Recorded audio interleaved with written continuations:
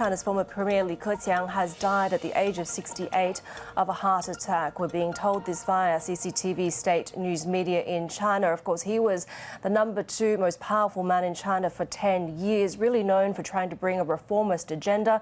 Of course, when he stepped down, he was largely replaced by a lot of Xi Jinping loyalists, and a lot of speculation that his reform measures, his reform agenda was ultimately quite frustrated. We are now really hearing that this news that China's once second most powerful man has now died of a heart attack at the age of 68. He was a big proponent when it comes to free trade, when it comes to climate change action, most notably at a lot of international events and platforms like the World Economic Forums.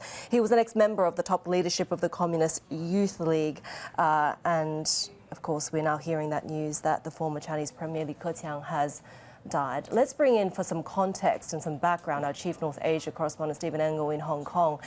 And, you know, Steve, it was quite interesting and I know quite saddening for a lot of people when Li Keqiang stepped down towards that end, because there was this view that a lot of what he wanted to achieve was really frustrated and replaced by a number of Xi loyalists. Yep.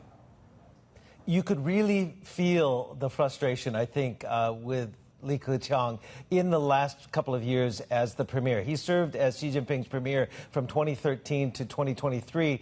He stepped down at the National People's Congress earlier this year in March to be replaced by Li Qiang, more of a loyalist to Xi Jinping. And that is something I think over those 10 years that he served as the #2 ranking member of the Standing Committee underneath Xi Jinping, was that he was maybe more of a reformist and had a little bit more liberal policies towards the economy. If you remember, during the punishing 2 to 3 years of COVID-0 campaign, it was Li Keqiang who talked a lot about the need to watch out for people's livelihoods and talked a lot about youth unemployment and some of the pains that the people were feeling.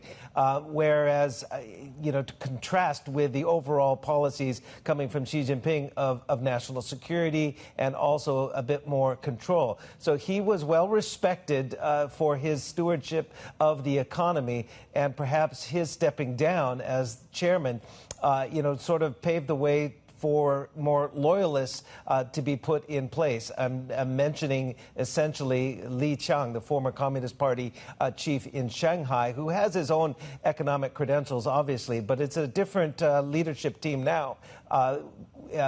Since the National People's Congress in March. You're absolutely right about his standing and his grooming through the Communist Youth League, which kind of, if you extrapolate that, leads to the assumption that he was close to the former president, Hu Jintao.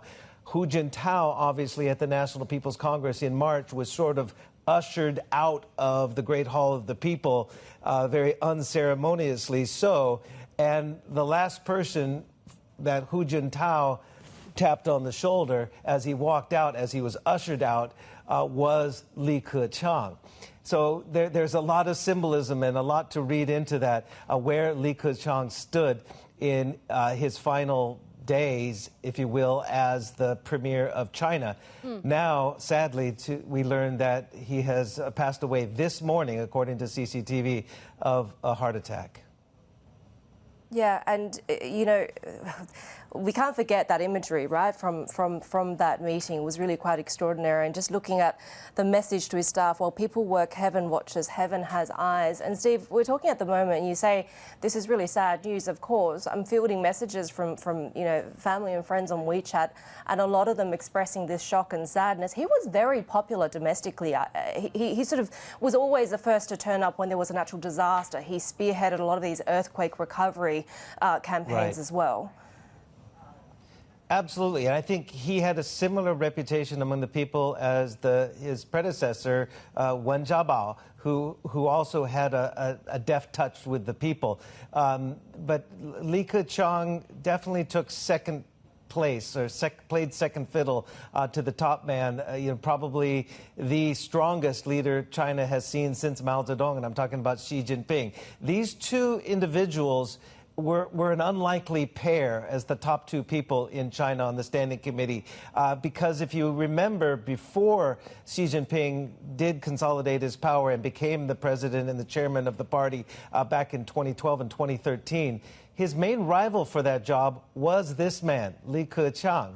The two factions, multiple intertwined rival factions, were competing and putting their candidates up for the top job. And it really had, I remember reporting in the first decade of this century, from 2000 to 2008, the jockeying of position, and it was always coming down to Xi Jinping versus Li Keqiang. They were from essentially, it's hard to put it in black and white terms, but rival factions, right? There's the Communist Youth League, and there's other factions, including Jiang Zemin's influence on the party politics.